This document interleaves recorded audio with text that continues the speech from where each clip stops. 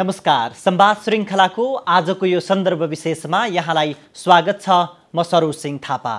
COVID-19 अर्थात् corona भाइरसका कारण यति बेला विश्वका अधिकांश राष्ट्रहरूमा त्यसको प्रत्यक्ष र परोक्ष रूपमा प्रभाव परि नै रहेको छ। नेपाल पनि त्यसबाट अछुतो रहन सकेको छैन। यो कार्यक्रम रेकर्ड गर्दासम्म नेपालमा 31 जनामा कोरोना भाइरसको संक्रमण देखिएको छ भने 4 जना कोरोना भाइरसको उपचार पश्चात घर फर्किसक्नु भएको छ। नेपालमा मात्र होइन, विदेशमा रहनु भएका नेपाली भाषीहरूमा पनि यसको संक्रमण देखिएको छ र केही व्यक्तिहरूले ज्यान गुमाउनु भएको छ। संक्रमित मात्र होइन, विदेशका विभिन्न ठाउँमा रहेर नेपालीहरूले त्यहाँका अस्पतालमा कोरोना संक्रमितहरूलाई उपचार पनि गरिरहनु भएको छ। आज हामी यिनै र यस्ता विषयमा मूलतः केन्द्रित रहेर हामी संवाद गर्दैछौँ। हामीसँग 11 वर्षको उमेरदेखि बेलायतमै बस्नु भएकी, उतै चिकित्सा शिक्षा अध्ययन गर्नुभएकी, हाल म्यान्चेस्टरको एक अस्पतालमा आइसियुमा काम गरिरहनु भएकी सुमित्रा काफ्ले डाक्टरसँग त्यहाँ रहेका नेपालीहरूको अवस्था के छ, उहाँ कोरोना भाइरसबाट संक्रमित बनेका त्यहाँका नागरिकहरूलाई उपचार गरिरहँदा उहाँको अनुभव के छ र नेपालीहरूको अवस्था के छ भन्ने विषयमा मूलतः केन्द्रित रहेर संवाद गर्दैछौँ। स्वागत छ डाक्टर साहब यहाँलाई। हजुर नमस्कार।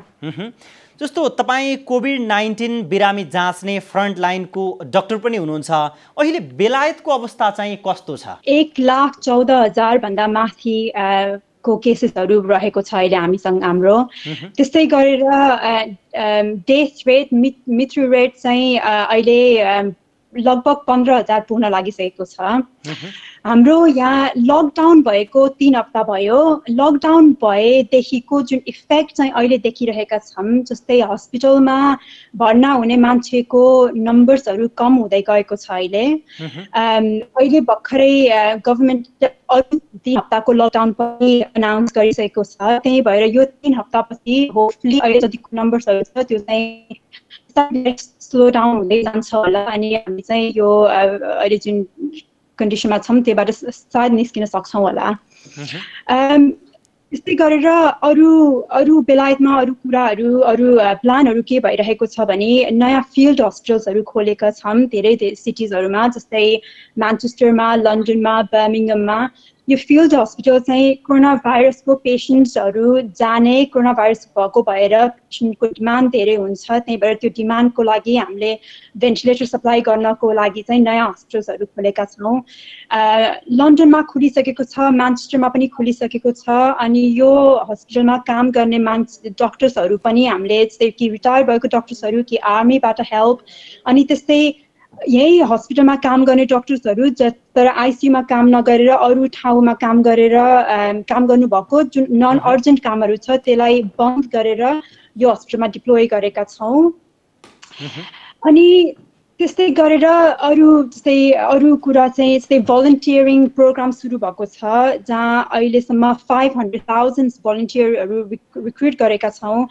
त्यो भलन्टियर्सहरूले चाहिँ जस्तै कि हस्पिटलमा हेल्प गर्नु पर्यो भने हस्पिटलमा, या जुन लकडाउनमा बसेका हाई रिस्क मान्छेहरू छन् जुन घरबाट निस्किन सक्दैनन्, तिनीहरूको लागि सपिङ गर्ने, फुडहरू लैजाने या प्रिस्क्रिप्सनहरू लैजाने, या फोनमा उनीहरूसँग लोनली भएका मान्छेहरूसँग कुरा गर्ने, यो सबैको लागि भलन्टियरिङ स्किम पनि सुरु भएको छ।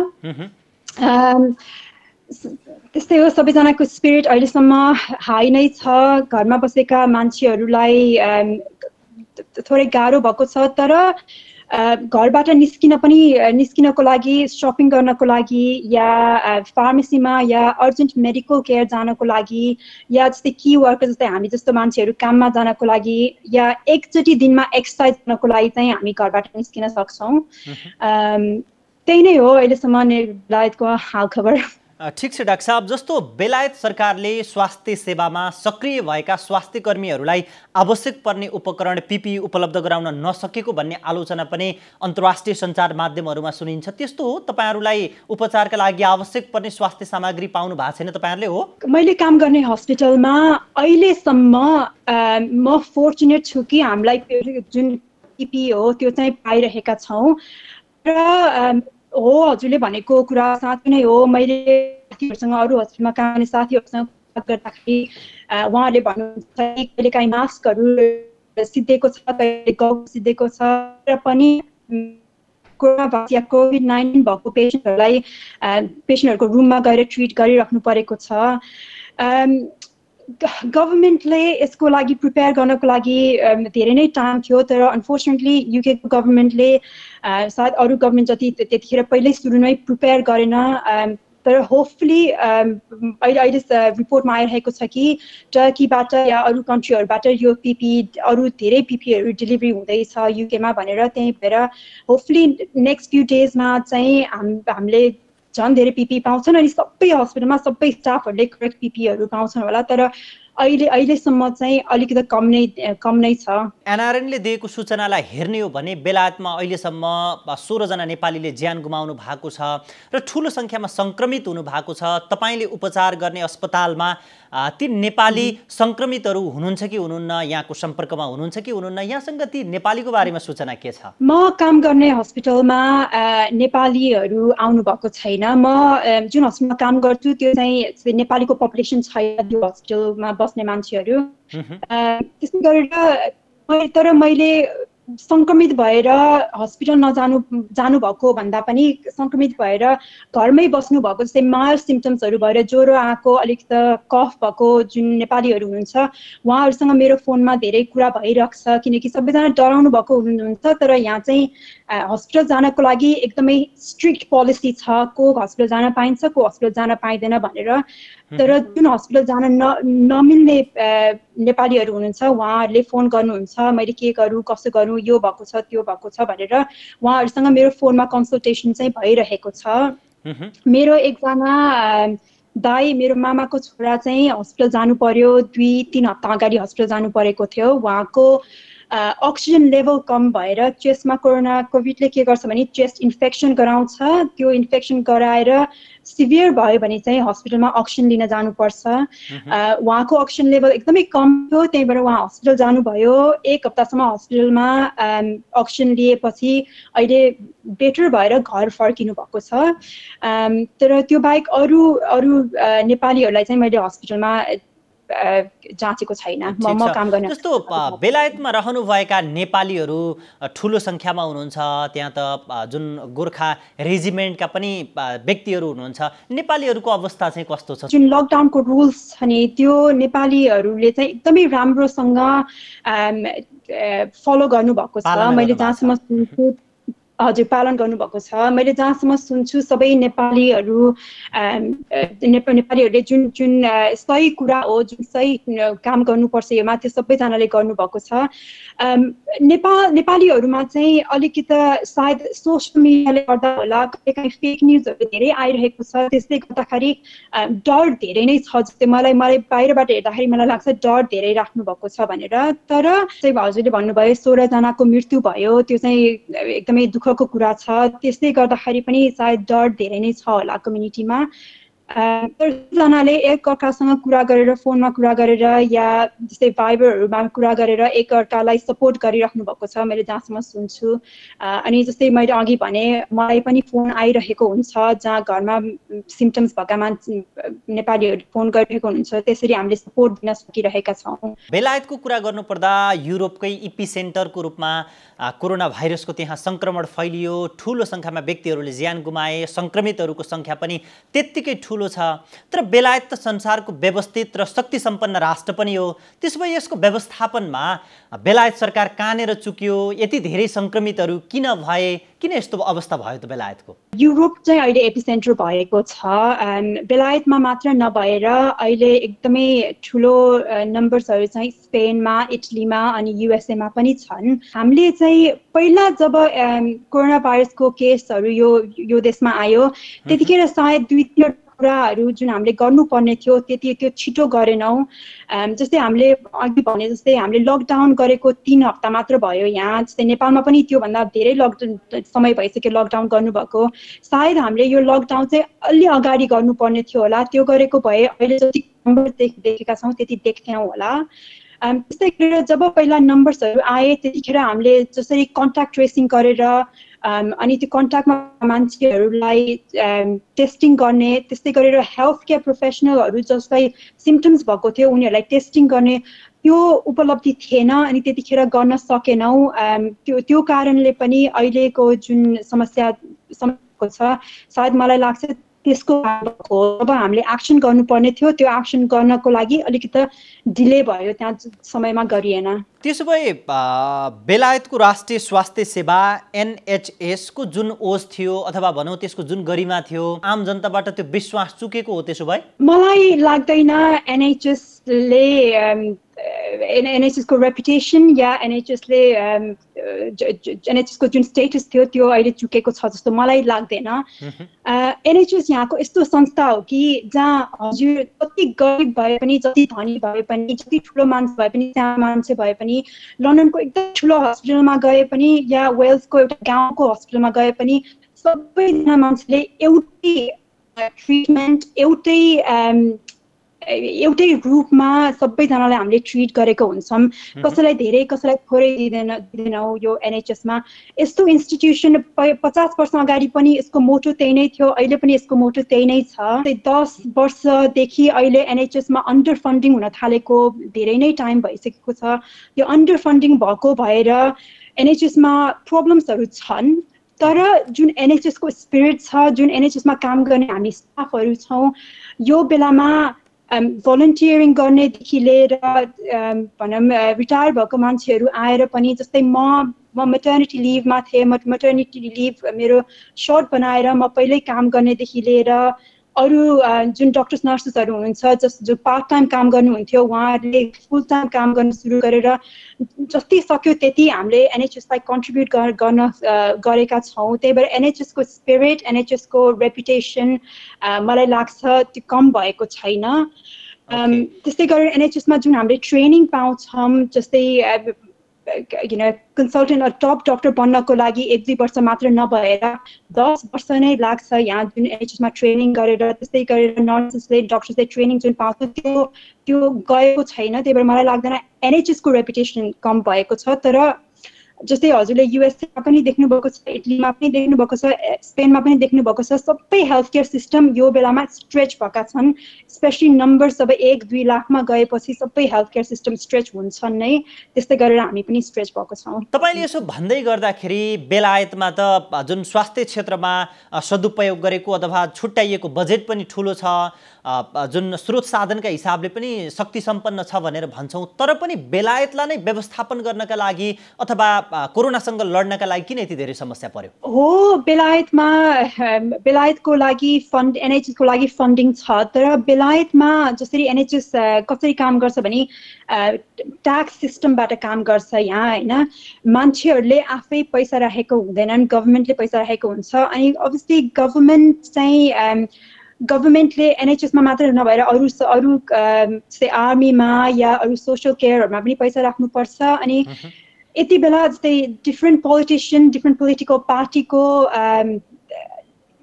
मोटो डिफ्रेन्ट हुन्छ। त्यही अनुसार अब कहिले लेबर पार्टी आयो भने NHSलाई सायद धेरै मिल्छ, त्यस्तै गरेर अरू पार्टीहरू आयो भने थोरै मिल्छ, किनकि सबैको जुन मोटो हुन्छ, उनीहरूको जुन दृष्टिकोणले NHSलाई हेर्छन् सबैको स्लाइटली डिफ्रेन्ट हुन्छ। त्यही भएर यो पोलिटिकल चेन्जेस र पोलिटिकल पार्टीले गर्दाखेरि जुन NHSले पहिला जस्तैसँग काम गर्थ्यो या फन्डिङ गर्थ्यो काम गर्न सकिराखेको छैन। यो व्यवस्थापकीय पाटोमा एज अ लिडरसिपको पाटोमा बेलायत चुकेको भन्ने यहाँले मत राख्दै हुनुहुन्छ। जस्तो तपाईँले काम गरिरहनु भएको अस्पतालमा बिरामीको अवस्था कस्तो छ, बिरामीको चाप कस्तो छ, र तपाईँ आफै आइसियुमा काम गर्ने डक्टर हुनुहुन्छ, यहाँको अनुभव चाहिँ अहिले यो कोरोनाको विरुद्धमा लड्दै गर्दा अथवा उपचार गर्दै गर्दाखेरि अनुभव कस्तो छ? मैले काम गर्ने हस्पिटलमा पहिला 11वटा आइसियु बेड थिए, तर अभियसली यो कोरोना भाइरसको बेलामा हामीले 11 भन्दा धेरै नै पेसेन्टहरू आइरहनु भएको छ। त्यही भएर हामीले क्यापासिटी इन्क्रिज गरेर अहिले 30 देखि 40वटा आइसियु बेड्स बनाउन सकेका छौँ। धेरै जस्तो बेड्सहरू हाम्रो कोरोनाको कोभिड पेसेन्ट आइसियुको बेडहरू कोरोनाको पेसेन्टले नै लिनुभएको छ, तर त्यसमा पनि अरू कोरोना नभएको पेसेन्टहरू कि हार्ट अट्याक भएको कि अरू कुनै ब्लिडिङ भएको या ट्रोमा भएको पेसेन्टहरूको लागि पनि आइसियु बेड छन्, तर धेरै जस्तो बेड्सहरू चाहिँ कोरोना पेसेन्टकोले नै लिएका छन् अहिले। त्यस्तै गरेर वार्डमा पनि धेरै आउने जुन पेसेन्टहरू छन् कोरोना भाइरसकै सिम्पटम्सले आएका छन्, त्यसमा तर अहिलेसम्म पनि हामीले क्यापासिटी इन्क्रिज गरेको भएर, जस्तै अघि भने हामीले रिसोर्सेसहरू डिफ्रेन्टली एलोकेट गरेको भएर, नन अर्जेन्ट क्लिनिक या नन अर्जेन्ट सर्जरीहरू बन्द गरेको भएर चाहिँ हाम्रो क्यापासिटी इन्क्रिज भएको छ। त्यही भएर अझै पनि हाम्रो बेड्सहरू छन्, अरू पेसेन्टहरू आउनुभयो भने पनि अझै बेड्सहरू पनि एभाइलेबल छन्। जुन जस्तै हामीले प्लानिङ गऱ्यौँ त्यो चाहिँ अलिकति सक्सेसफुल भएको छ। मेरो एक्सपिरियन्स चाहिँ आइसियुमा हरेक दिन थोरै डिफ्रेन्ट हुन्छ। त हामी बिहान काम सुरु गर्छौँ 8 बजेतिर, कुनै दिन 12 घन्टा कुनै दिन 14 घन्टा पनि बस्नुपर्ने हुन्छ। आइसियुमा अहिले चाहिँ के डिफ्रेन्ट छ भने हामी आइसियुमा जाँदा बित्तिकै पुरै फुल पिपिई लगाउनु पर्छ। फुल पिपिई लगाएको छुट्टै समस्याहरू हुन्छन्, जस्तै गाउनभित्र 3-4 घन्टासम्म धेरै गर्मी हुन्छ, अनि त्यो भाइजर अनि मास्क लगाउँदाखेरि 1-2 घन्टापछि टाउको दुख्ने सुरु हुन्छ। त्यस्तै गरेर अब हामी इन्चुबेट गर्दाखेरि, जस्तै कुनै पेसेन्टलाई भेन्टिलेटरमा राख्ने हो भने हामीले इन्चुबेट गर्नुपर्छ, त्यतिखेर भाइजर लगाएर इन्चुबेट गर्दाखेरि त्यो भाइजरको ग्लेयर आएर राम्रोसँग देख्न पनि कहिलेकाहीँ गाह्रो हुन्छ। हामीले पेसेन्टहरूलाई आइसियुमा एउटा प्रोनिङ भन्ने हुन्छ। प्रोनिङ भनेको चाहिँ बेडमा सुत्ने बेलामा छातीमा सुताउँछौँ, जस्तै 16 घन्टा जति छातीमा सुताउँछौँ। यो गर्नुको कारण चाहिँ के हो भने पेसेन्टहरूको आउटकम बेटर भएको भएर यो गर्छौँ। त्यसो भए दिनदिनै हामीले 3-4 घन्टा कि फ्रन्टमा राख्नको लागि कि ब्याकमा राख्नको लागि 3-4 घन्टा यति जान्छ हाम्रो पेसेन्टहरूसँग, जुन पहिला हुन्थेन। पहिला यो हामीले गर्नु पर्थेन आइसियुको पेसेन्टहरूलाई। त्यही भएर दिने काम सिद्धिएपछि अभियसली एकदमै टायरिङ डेजहरू छन्, सबै टायर्ड हुन्छन्। त्यसमा पनि हाम्रो रोटाहरू सबै चेन्ज गरेको छ, धेरै काम गर्नु परेको छ, प्रेसर छ, तर सबैको स्पिरिट त्यही पनि हाई नै छ अहिले। तर पेसेन्टहरूलाई पनि अहिले भिजिटर्सहरू कोही पनि हस्पिटल आउन पाउँदैनन्, हस्पिटल जाने बेलामा एक्लै जानुपर्छ। पेसेन्टहरू सबै डराएका छन्। त्यसो त तपाईँले यो समयमा काम गर्दै गर्दाखेरि जुन आफ्नो एउटा आफूलाई पनि मोटिभेसन दिन सक्ने, उत्प्रेरणा जगाउन सक्ने र कुनै बिरामी चेक गर्दै गर्दाखेरि अथवा उपचार गर्दै गर्दाखेरि कुनै घटना त्यो सम्झिँदाखेरि सम्झिन पनि मन नलाग्ने त्यस्तो राम्रो घटना र नराम्रो घटना के छ जुन तपाईँले मलाई सुनाउन सक्नुहुन्छ? हाम्रो आइसियुमा 3-4 जना 70 भन्दा माथि उमेरका भेन्टिलेट गरेको, इन्चुबेट गरेका मान्छेहरू अहिले 3-4 जना घर गइसक्नु भएको छ। यो पेसेन्टहरूलाई पहिला जब हामीले आइसियुमा ल्याएका थियौँ त्यतिखेर होप थिएन। हामीलाई सबैलाई लागेको थियो सायद सन्चो हुँदैन भन्ने लागेको थियो, तर जब 3-4 हप्ता पछाडि आइसियुबाट घर गएको हेर्दाखेरि चाहिँ त्यो अवश्य एकदमै खुसीको कुरा छ हामीलाई। त्यस्तै गरेर दुःखको कुरा, सबैभन्दा दुःखको कुरा चाहिँ के लाग्छ भने जस्तै अघि मैले भनेको थिएँ पेसेन्टहरू एक्लै छन्। त्यस्तो डराएको बेलामा, सास फेर्न गाह्रो भएको बेलामा हस्पिटलमा आएर आफ्नो फ्यामिली नहुँदाखेरि जुन सिचुएसन हामीले देख्छौँ, अनि जब फ्यामिलीलाई हामीले फोनमा रिपोर्ट गर्दाखेरि फ्यामिलीको डर या त्यो पेसेन्टहरूसँग कनेक्ट गर्न सकिँदैन, त्यो महसुस गर्दाखेरि धेरै नै दुःख लाग्छ। ठिक छ, तपाईँले उपचार गर्दै गर्दाखेरि बिरामीहरूलाई कस्ता औषधिहरू प्रयोग गर्नु भएको छ, कस्तो विधिबाट उपचार गरिरहनु भएको छ, यो छोटकरीमा बताइदिनुहोस् न। आइसियुमा आउने बेलामा चाहिँ हाम्रो एउटा कोरोना भाइरसको अहिलेसम्म एउटा ठ्याक ट्रिटमेन्ट चाहिँ छैन। कुनै औषधि छैन कि जसले कोरोना भाइरसलाई क्योर गर्छ, होइन। हामीले त्यही भएर के गर्न सक्छौँ भने आइसियुमा बडीलाई सपोर्ट भनेर भन्छ, त्यो सपोर्ट गर्छौँ ताकि बडीले आफै यो कोरोना भाइरस टाइममा कोरोना भाइरसलाई आफै इम्युनिटी डेभलप भएर आफै सन्चो गराउन सकोस्। त्यही भएर आइसियुमा आएपछि अक्सिजन धेरै कम भयो भने मात्र आइसियुमा आउँछौँ। आइसियुमा आएपछि हामीले धेरै जस्तो उहाँहरूलाई इन्चुबेट गरेको हुन्छौँ। इन्चुबेट भनेको चाहिँ पाइप राखेर भेन्टिलेटरमा राखेका हुन्छौँ। भेन्टिलेटरमा राखिसकेपछि त्यसमा जब जति म्याक्सिमम अक्सिजन दिने हो त्यति दिन्छौँ। त्यस्तै गरेर भेन्टिलेटरमा बसिसकेपछि यो organहरू सबै फेलियर हुन भएको देखिन्छ। त्यो भएपछि कहिलेकाहीँ हामीले पाइप राखेर जुन किडनीहरूले डायलाइज गर्छ त्यस्तै किडनी डायलाइसिस गर्नुपर्छ।